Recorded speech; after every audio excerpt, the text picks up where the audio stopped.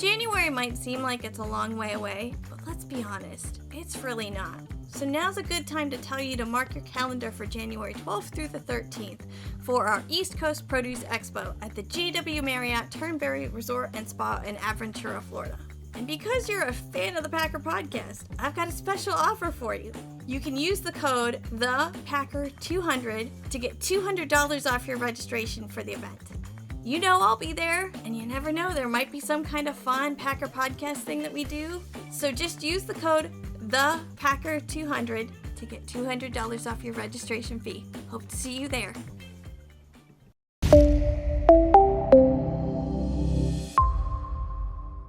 Hi everyone, welcome to the Packer Podcast. I'm your host, Christina Herrick, and I sit down with leaders and disruptors in the fresh produce industry who are reimagining how we grow, move, and deliver fresh fruits in a changing world. Joining me today is Anne-Marie Roerink, president of 210 Analytics. Thanks for joining me, Anne-Marie. Well, thanks so much for having me, Christina. I'm looking forward to it.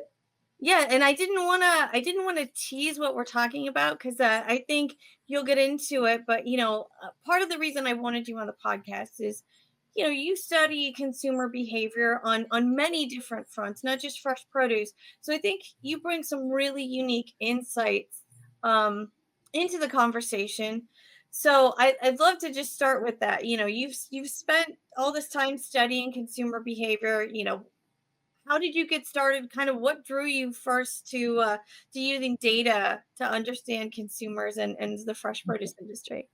Oh, I love that question. According to my mother, my first word was not mom or dad, it was why. I sincerely doubt that, but that's the story she always stuck to. And so I've always had a natural curiosity for the why behind things and trying to understand trends, patterns. I guess that's how my brain is wired.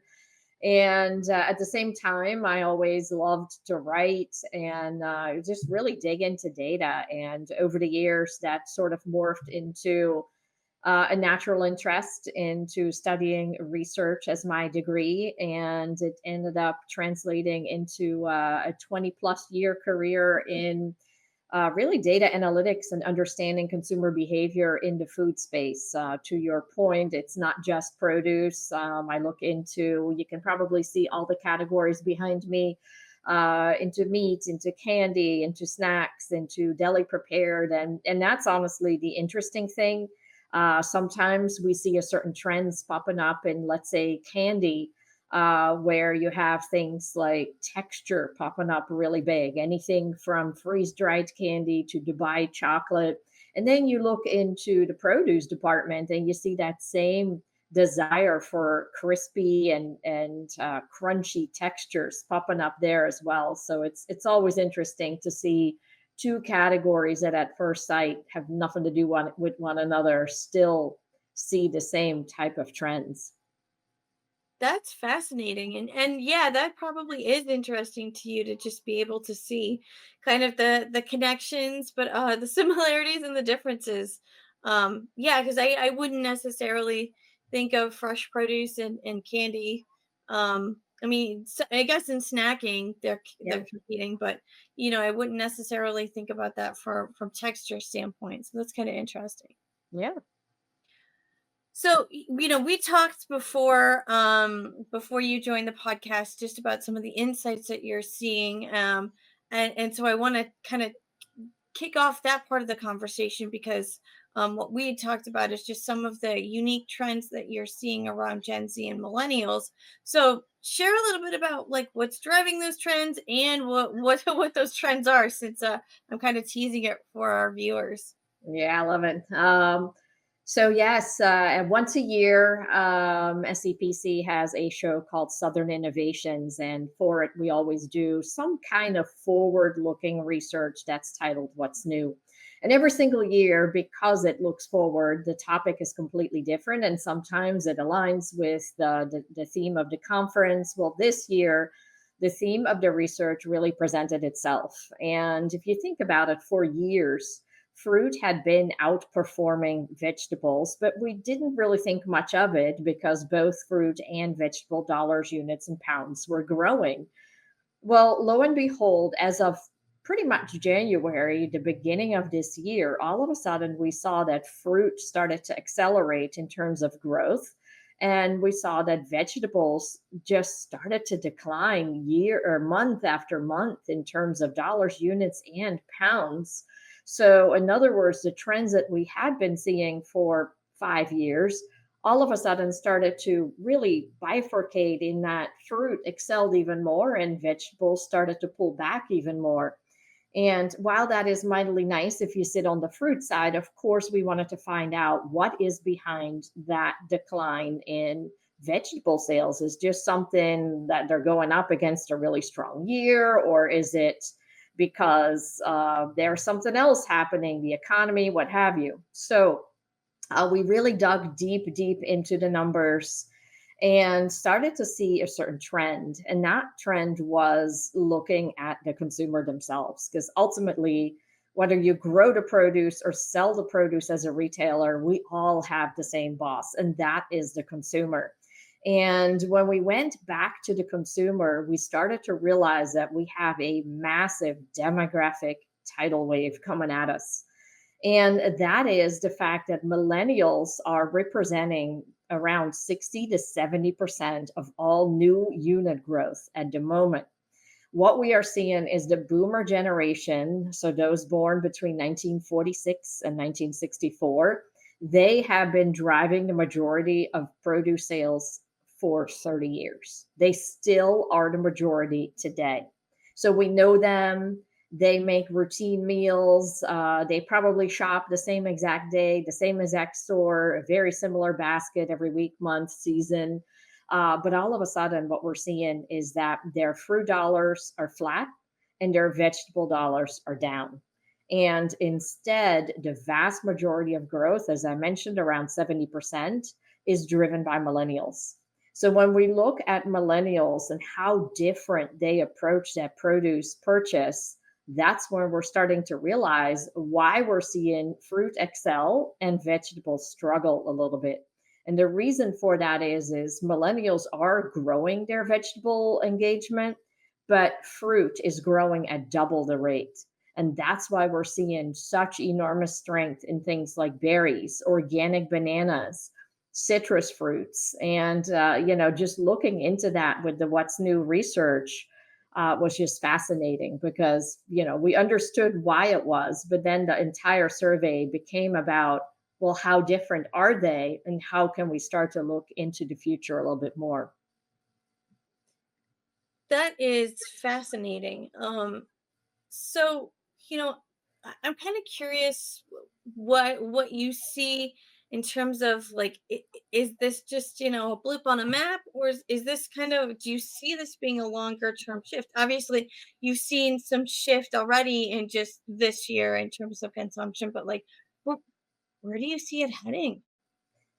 Well, I think we got some work to do as the vegetable industry. As I mentioned, fruit is growing nicely, but to see all the main commodities and the smaller ones down year on year in terms of volume, that just means that we have an opportunity to engage with millennial consumers. So, what we found in the What's New research is that millennials approach meal preparation, shopping, what they make with the actual fruit and vegetables they purchase. It's just very, very different. So, let's start just from the very top, like inspiration.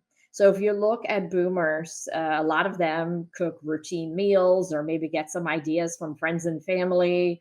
Betty Crocker is still in the mix in terms of what we're going to make. Then you look at millennials and Gen Z as well, and you see that all their inspiration is digital and it's led by YouTube, Instagram, TikTok is in the mix, and even Facebook is in the mix. And all of a sudden, you start to realize that that's an opportunity right there. How can we elevate the profile of vegetables, all the goodness that they bring in terms of health and functional benefits? And start to make sure that vegetables are part of those recipes, in addition to, of course, fruit, because we don't want to see that decline. We want to continue to see the acceleration there.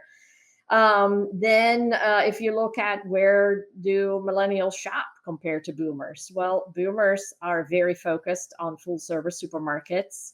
always have been and continue to really be the majority shopper in that channel. But then if you look at what's growing, that's where you're seeing millennials have a love for super centers, club stores, discount stores, also specialty organic stores.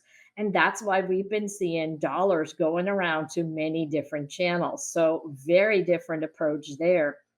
Um, then we look at what they're preparing with their fruit and veggies, and you see just a love for global cuisines among millennials and Gen Z. So that's explaining why we're seeing such a surge in things like avocados and cilantro and even some of the Chinese vegetables, if you will, cabbage and what have you. So the Asian cuisines are coming into the mix as well. And that's a huge opportunity in my mind for vegetables and to really authentically create those dishes that are popular, whether that's Latin American cuisine, Mexican cuisine, all of the different Asian cuisines, because that's the big difference between millennials and boomers. Both like Asian cuisines, but for a boomer, it's more of your beef and broccoli, if you will, your traditional American Chinese meals. Whereas you see a lot more focus on more niche cuisines, whether that's Korean, Japanese, Vietnamese, and that, helping consumers create that at home. That is huge inroads for all sorts of vegetables around the produce department. That's so interesting. So, kind of taking what you've just said and talking a little bit about obviously that you've seen fruit kind of edging out vegetable among millennials and Gen Z, you know, if you were talking to a fresh produce marketer, we'll say vegetable, right? Because since veg is tracking a little behind fruit, you're talking to them today, what's an idea that they could execute or just some advice that you would give them to better capture that younger vegetable grower? Yeah, one of the main reasons that we saw was, first of all, the parent themselves. Millennials and Gen Z already over index for fruit a little bit. But one of the main reasons why millennials are gearing up fruit dollars at double the rate than vegetables was actually because of their children.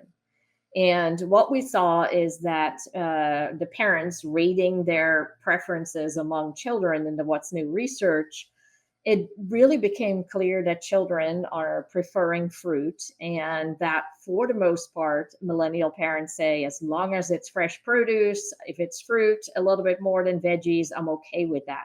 So, in other words, we have this spiral, if you will, where the parent is leaning a little bit more toward fruit. And certainly, it's also driving the consumption among the children. So, when we asked parents, is getting more fresh veggies into your kids a goal of yours? Virtually all parents said yes. Please help me figure out how I can get my kids to consume some more fresh vegetables. And certainly the study, of course, tried to understand what are some of the barriers. And, picky is one of the barriers, but certainly also the very busy lifestyle, fruit on the go. We also have to really keep in mind that produce goodness, so the vitamins, the minerals, the fibers, can be consumed in many ways these days. And if you look at millennials engaging with things like smoothies or those little pouches where you can drink out of, or shots or supplements, millennials over index for all of those. In other words, there's enormous focus on the importance and the benefit of fresh produce, but it doesn't always translate into consuming the fresh produce and especially the fresh vegetables. So, what is the solution?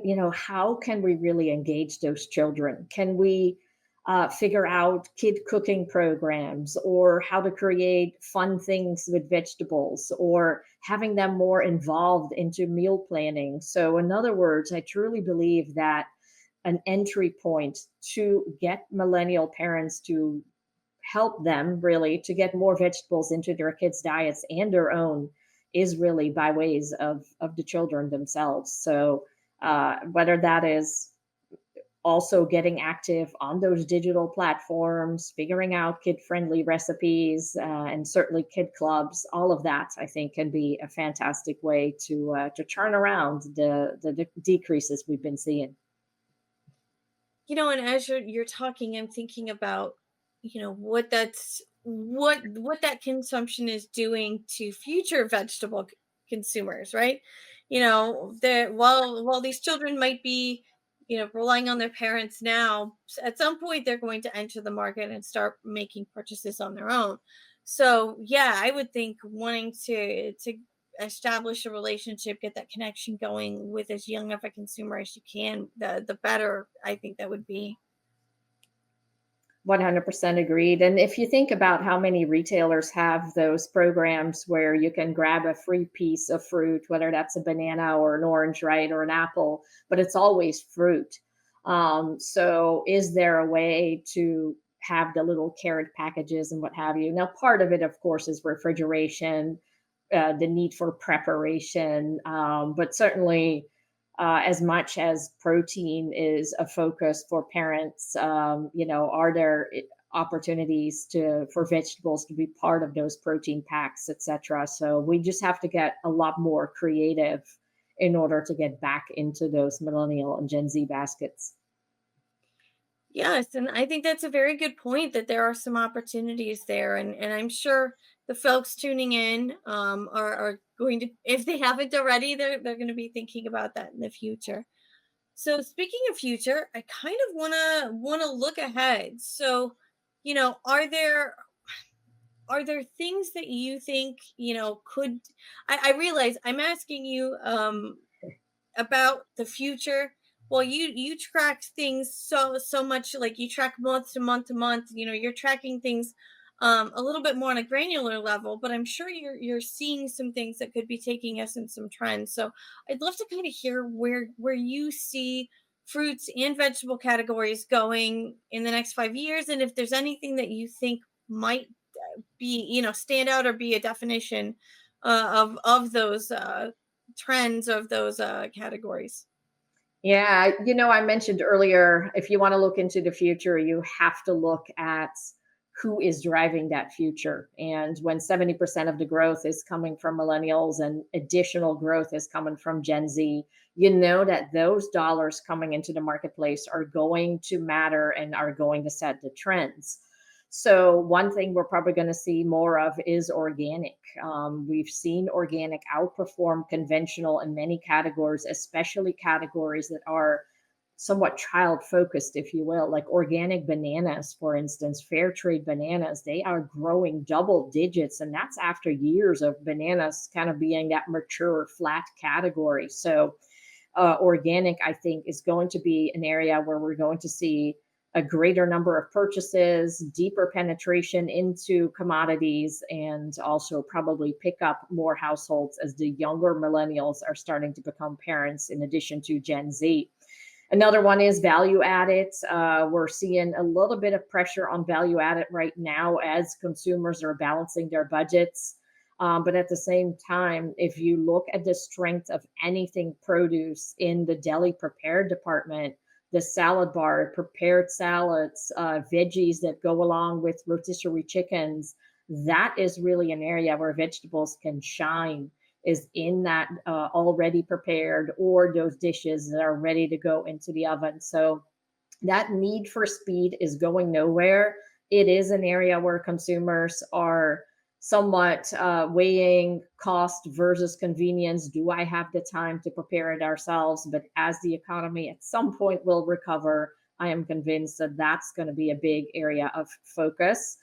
I think we're going to see a continued focus on those global cuisines. And that, of course, is all driven by the fact that, right now, boomers are still our majority spenders, but within a year to 2 years from now, millennials will represent the largest part of the total produce department dollars. So, without a doubt, that means great strength for items like berries and avocados and all the items that have really been popularized, if you will, by millennials. If you think about the avocado toast, right, that's always something that comes to mind for the millennial generation. But certainly everything that fits in those international and global cuisines that we talked about as well. And then, one last thing is, I'm very hopeful that we're going to continue to see good growth in produce. And the reason for that is because the older millennials are starting to have kids, and Gen X also are starting to have kids that are moving into those teenage years. I have a 13 and a 12-year-old. I go to the store thinking that I've bought enough to last me the week, and 2 days later I'm back. So we're going to see a huge influx of those teenage parents coming into the produce department even more. Younger millennials and Gen Z are starting to build their household size and their income. We're going to have a wealth transfer from boomers to millennials as well. So all of that will transfer, I think, into or translate into growth for the produce department. Now, at the same time, I mentioned earlier all those different formats, right? Whether that's fresh juice or smoothies or even supplements, all of those things are also seen as a way to get more produce into the diet, even though it's not fresh produce. So that's really a decision for retailers to look into, and even grower shippers to look into. Are those vegetable powders a way to get more of the vegetable goodness into consumers, even though if it's not fresh? Should that be co-located with the fresh produce department? So, in other words, when consumers have the fruit and veggies on their mind, regardless of the format, is the produce department still that destination versus, say, a supplement aisle? So lots of changes on the horizon. And that's why it was just such an amazing thing to see everything that came out of the What's New study this year.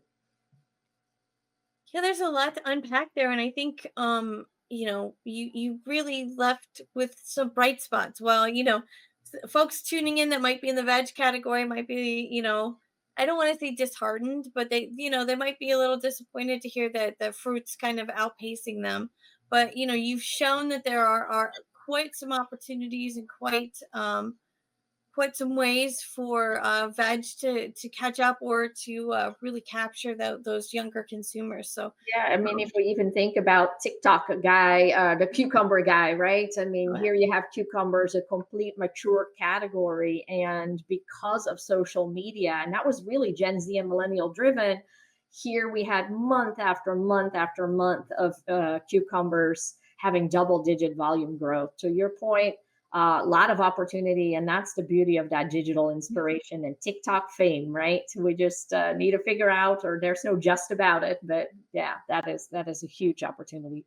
Yeah, I think if you and I would have spoke 2 years ago, I don't necessarily know if we would have predicted cucumbers to be where cucumbers were, but I think that's kind of the interesting thing about social media and new media is sometimes it just comes along kind of unexpected, and that's a great thing to see fresh produce getting such a stage. I agree. Yeah, and lots of opportunity there. You can plan to go viral, that never seems to work out, but then there's that opportunity where all of a sudden something is trending everywhere, and figuring out how to take advantage of that, playing into it as a retailer, but certainly also looking at what is driving it. We mentioned texture earlier, right? I was in the Netherlands over the summer, and they were running a program called Veg of the Week. And they decided that week to highlight cucumbers, and they talked about the crispy texture of it. And that's not something I would have ever seen highlighted even 5 years ago. So there are certain things that are happening across the store. If you think about all those TikTok videos and how they like to take things apart and like Mhm. show people and letting them hear when you bite into it, those kinds of things, really describing textures, flavors, giving people recipes. I think there is still lots of growth opportunities out there for veggies and for fruit. Yes. Well, that was all my kind of main questions for the podcast. Now we get into what's either the easy part or the hard part of the podcast with our first take questions. So, what's something someone would be surprised to know about you? Well, I think everybody knows I am from the Netherlands, but I always joke as a researcher that there are three things that give me away in the produce department. One is mushrooms. The Netherlands loves mushrooms, and I certainly do. They go into everything. Which is the second one as well. That's leeks. If you walk around in European grocery stores, the leek displays are huge. And again, I replace those. They're just a whole extra vegetable for me. The third one is a little bit more unique, and that is Belgian endive. That is probably my absolute favorite vegetable. It's very hard to find. Years ago, I had a speech in Spokane, Washington, with a produce wholesaler, and I told him my fee, and I said, and I need 4 pieces of Belgian endive, and he handed me a whole case, and I swear I emptied out my whole suitcase. I was like the Michelin man going down to the airplane, and my whole suitcase was filled with Belgian endive, and I ate it for a month straight. So yes, that is, you probably did not know that about me. No, I didn't. So, if you weren't doing what you're doing today, what is a dream job of yours? I love to craft. I love to do things with my hands. Believe it or not, I like to paint the house and those kinds of things. So I would probably, instead of sitting behind a computer, be very active, just doing stuff around the house, crafting, what have you. Yeah. I love it. And did you make earrings? I feel like did you make earrings for Healthy Family? I think Absolutely. Yes, that is one of the projects. My fingers are always busy. So when watching sports on TV, I have a little tray in my lap and I make little burgers for the meat industry, peas and carrots for produce, little gummy bears and for candy. And, yes, I stay busy. I love it. Well, I don't know if this next question is gonna go kind of hand in hand with the last answer, but we'll see. What's a random topic that you would give a passionate TED talk about that's not related to fresh produce? Ooh, probably soccer. So unrelated, but yes, being from the Netherlands, one of my favorite sports in the world is soccer, and my son plays, and just to see the differences between how Europeans approach soccer and the role it plays here in the U.S. It's definitely a passion. I'm always watching it, always enjoying it. I love it. Yeah, I wasn't sure if you were gonna go with crafting, and that's kind of why we keep these open. But that's what I wondered if you were gonna. I love it. All right, so this is the last of the fresh take questions. What's something wildly underrated that you think more people should pay attention to? Whew. Well, in giving an answer relative to our industry, I would say leaks. And leaks had their little moment so many years ago, and then it kind of went away. I don't know why. So to me, the leek, and of course, my beloved Belgian endive are the underrated veggies of the department. But in general, being kind to each other, I think that's very underrated. It's especially in this world, it seems like, we've lost the art of talking to each other. So I would say that is probably one of my big asks of everybody, right? Just have a conversation with each other. I love it. Well, that's great. So that's the end of the questions. Well, thank Um, you so much for having me. This was so much fun. well, that's the goal. I try to make sure it's fun for folks who tune in.